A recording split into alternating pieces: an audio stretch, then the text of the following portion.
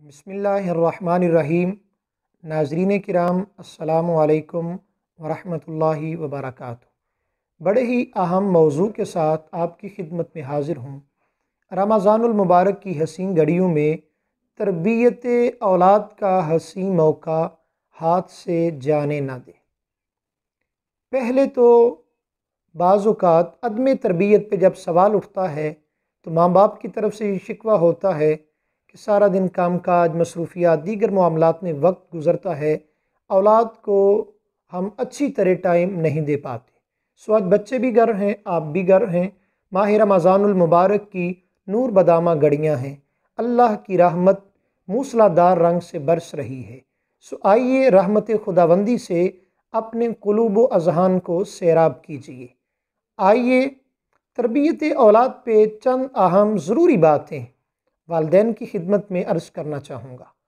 ارشاد خداوندی: اے ایمان والو، تم اپنے آپ کو اور اپنے اہل و عیال، بیوی بچوں جو ماتحت آپ کے زندگی بسر کر رہے ہیں، ان کو بچاؤ اس آگ سے جس کا ایندھن انسان اور پتھر ہیں۔ حدیث رسول صلی اللہ علیہ وسلم سماعت کیجیے۔ فرمایا، اپنی اولاد کی تربیت تین چیزوں سے کرو۔ پہلی، انہیں محبت رسول سکھاؤ۔ دوسرا، محبت اہل بیت سکھاؤ۔ تیسرا، تلاوت قرآن حکیم کی محبت، ذوق اور شوق ان کے اندر پیدا کرو۔ سو آئیے ایک لمحے کے لیے توقف کیجئے، رک کر کے ذرا یہ سوچئے، ہم جس محبوب کا کلمہ پڑھ رہے ہیں انہوں نے تو تربیت اولاد پہ تین اہم چیزیں ارشاد فرمائیں، ہماری کبھی توجہ ان چیزوں کی طرف گئی؟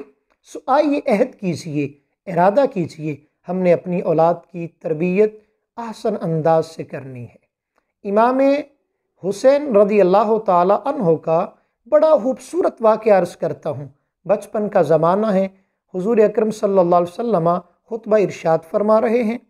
امام حسین رضی اللہ تعالی عنہ عمر پاک کے ابتدائی ایام ہے، لڑکھڑاتے ہوئے مسجد میں جب تشریف لاتے ہیں، حضور علیہ السلام صحابہ کرام کی روحانی اور قلبی غذا کا سماع فرما رہے تھے، ان کی تربیت فرما رہے تھے۔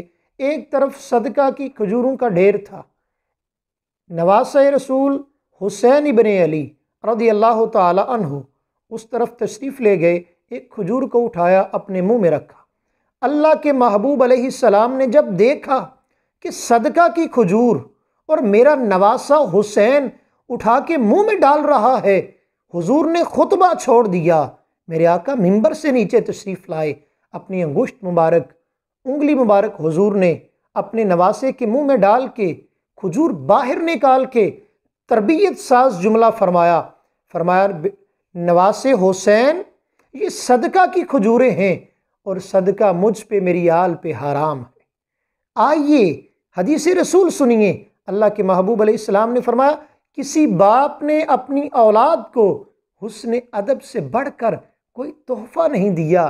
آئیے اپنی اولاد کو حسن ادب کا تحفہ دیجئے، آئیے اپنی اولاد کو حسن اخلاق کا تحفہ دیجئے، آئیے اپنی اولاد کی حسن سیرت کا سماع کیجئے، آئیے اپنی اولاد کے حسن کردار کو سنوارنے میں اپنا اہم کردار ادا کیجئے۔ بڑا معروف نام بابا فرید الدین گنج شکر رحمۃ اللہ تعالی علیہ، آج اہل ایمان کا بچہ بابا فرید کے نام سے جانتا ہے۔ بچپن کا زمانہ ہے، امی جان کہتی ہیں بیٹے نماز پڑھو، فرید کہنے لگے امی نماز پڑھوں گی کیا ملے گا؟ فرمایا اللہ شکر عطا کرے گا۔ شکر کا یوں آپ کی امی جان نے کہا۔ فرید نماز کی تیاری کے لیے وضو کی طرف گئے، امی جان نے جلدی سے شکر کی پڑیا بنا کے جائے نماز کے نیچے رکھ دی۔ کافی دنوں تک یہ سلسلہ چلتا رہا۔ فرید نماز سے فارغ ہوتے، جائے نماز اٹھاتے، شکر کی پڑیا لیتے، خوش ہو جاتے۔ بچہ جن چیزوں سے انس کرتا ہے، آئیے انہی چیزوں کو بچے کو پیش کر کے، دے کر کے، انہی چیزوں کی طرف بچے کی ترغیب دے کے، رغبت دلا کے، نماز کی، تلاوت قرآن کی، اعمال خیر کی بچوں کو ترغیب و تلقین کیجئے، ان کی تربیت کا سماع کیجئے۔ ایک دن وقت گزرتا ہے، آپ کی امی جان کو شکر رکھنا یاد نہ رہی۔ فرید وضو کر کے نماز میں ہیں، امی جان نے سر سجدے میں رکھ دیا، کہا مالک آج رسوا نہ کرنا، لاج رکھنا۔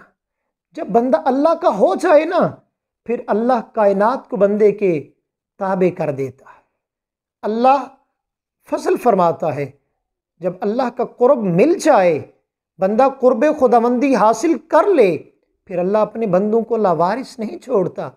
بیاسرا سمجھے نہ مجھے اہل زمانہ، بیاسرا سمجھے نہ مجھے اہل زمانہ، ہر وقت ہوں سرکار دو عالم کی نظر میں۔ تو معزز ناظرین کرام، جب فرید نماز سے فارغ ہوتے ہیں، جائے نماز اٹھاتے ہیں، تو پہلے تو لمٹڈ معمولی سی شکر کی پڑیا ہوتی تھی، اللہ کرم فرما دیتا ہے۔ تو آئیے اپنی اولاد کو خوبصورت دین اسلام کی باتیں سکھا کر کے ان کی تربیت کا سماع کیجیے۔ میں چند اہم باتیں اختصار سے عرض کرنا چاہوں گا۔ پہلی بات، آئیے اپنی اولاد کے ساتھ اپنی روزمرہ کی زندگی میں، اپنے گھر کی زندگی میں، بچے آپ کے پاس وقت گزار رہے ہیں، صبح آپ کے پاس، شام آپ کے پاس، سارا دن آپ کے پاس، بچوں کے ساتھ اردو بولنے کی عادت اپنائیے۔ پھر دیکھیے آپ کا معصوم سا بچہ ہے، توتلی زبان ہے، معصوم لہجہ ہے، جب وہ اردو بولے گا تو سننے والا، دیکھنے والا اش اش کر اٹھے گا۔ دوسری بات، آج وقت بڑی تیزی سے آگے جا رہا ہے، آئیے بچوں کے ساتھ انگلش کے آسان چھوٹے چھوٹے فکرے، جملے، ورڈز وہ استعمال کیجیے۔ گرمی کا موسم ہے، آپ دن میں کتنی بار لائٹ آن آف کرتے ہیں، پنکھا آن آف کرتے ہیں، ضرورت کے ساتھ دروازہ کھولتے ہیں، بند کرتے ہیں۔ سو آئیے بچے کو اپنی طرف بلاتے ہیں، کام کے لیے بھیجتے ہیں، تو چھوٹے چھوٹے جملوں کے ساتھ اپنے بچوں کی تربیت کا ساماں کیجیے۔ مثال کے طور پہ لائٹ آن کرنی ہے یا آف کرنی ہے، تو آپ اپنے بچے کو آن آف کا لفظ بتلائیں۔ پنکھا چلانا ہے تو بچے کو بولیے بیٹے فین آن کر دو، بند کرنا ہے بیٹے فین آف کر دو، دروازہ کھولنا ہے، بند کرنا ہے۔ اس طرز پہ اپنی اولاد کی تربیت کیجیے۔ سو دیکھیے، جب آپ کا بچہ خوبصورت لہجے میں پر اعتماد بات کرے گا، گفتگو کرے گا، یقیناً یہ اس کی تربیت کا ایک بہت بڑا حصہ ہے۔ سو آئیے میں آپ کی خدمت میں یہ عرض کرنا چاہوں گا کہ جو طہارت کے متعلق ابتدائی باتیں ہیں وہ اپنی اولاد کو سکھائیے۔ میں اس پہ بھی ایک مثال دیتا ہوں۔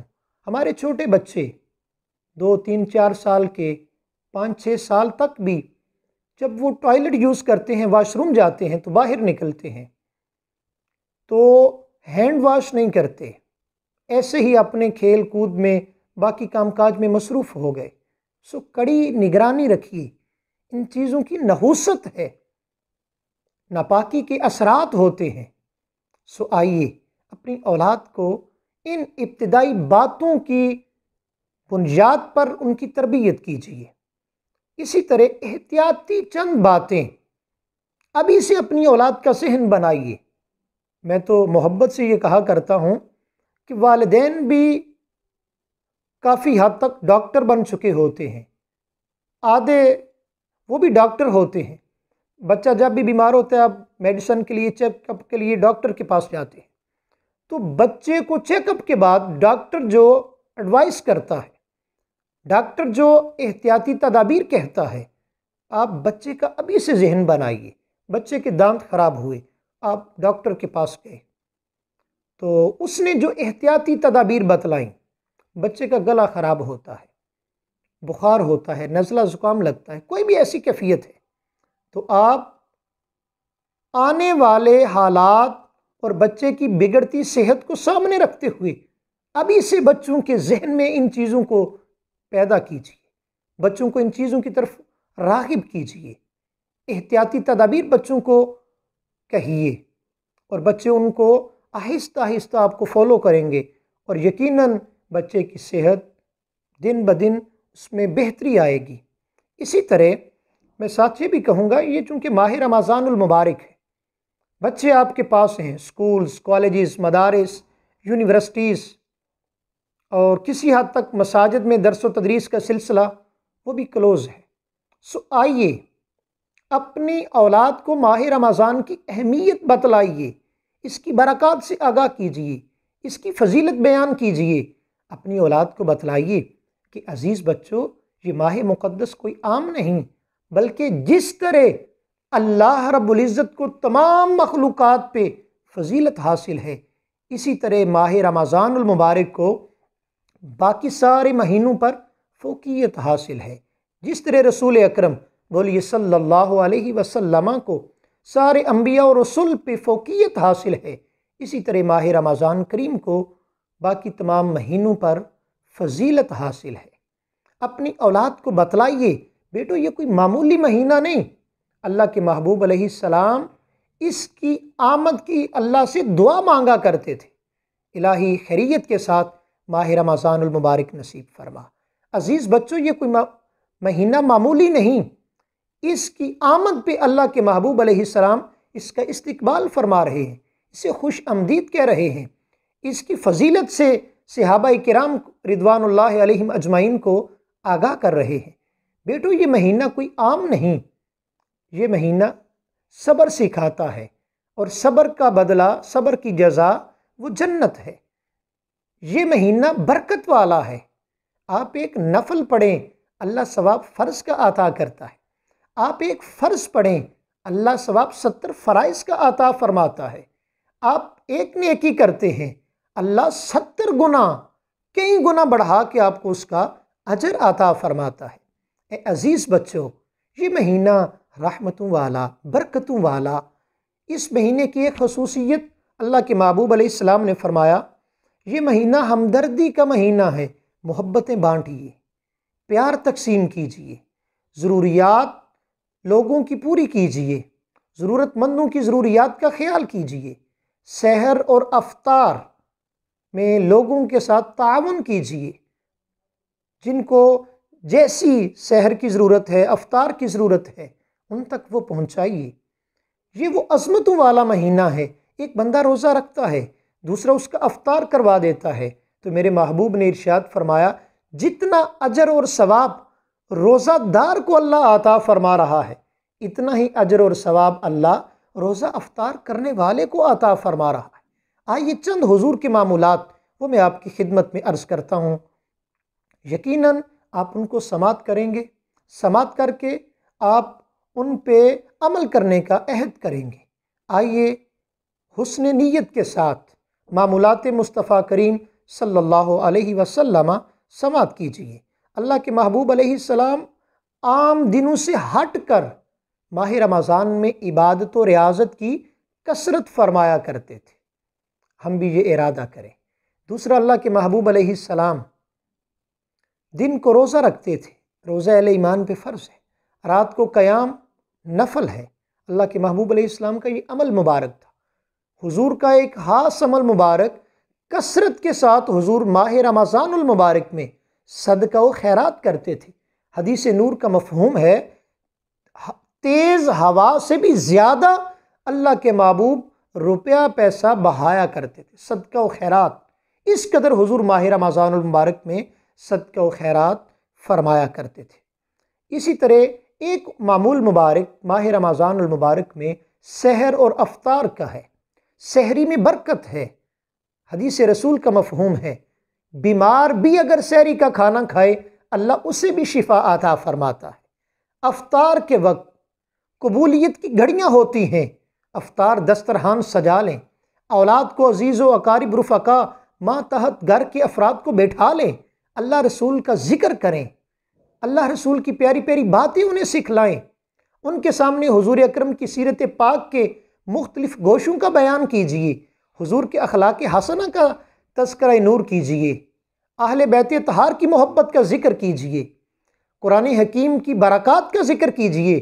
کیا بیٹو تم ایک حرف پڑھو گے اللہ 10 نیکیاں عطا فرمائے گا، اور یہ وہ عظمتوں والا مہینہ ہے کہ ایک پہ اللہ 70 گنا عطا کر رہا ہے۔ یہ اپنے بچوں کے اندر آپ نے شوق پیدا کرنا ہوگا، انہیں ترغیب دینا ہوگی۔ اسی طرح رسول پاک صلی اللہ علیہ وسلم کا ارشاد گرامی مفہوم عرض کرتا ہوں، آج بندہ نماز پڑھتا ہے اللہ کا قرب مل جائے، اعمال خیر کرتا ہے اللہ کا قرب مل جائے۔ آئیے اللہ سب سے زیادہ اپنے بندے کے کس وقت قریب ہوتا ہے، سو سنیے اور جھوم جائیے، اور ماہ رمضان المبارک کے اندر اللہ رب العزت کا قرب حاصل کرنے کے لیے کوشش کیجیے، ذکر الہی میں اپنا وقت گزاریے، عبادت و ریاضات میں اپنا وقت گزاریے۔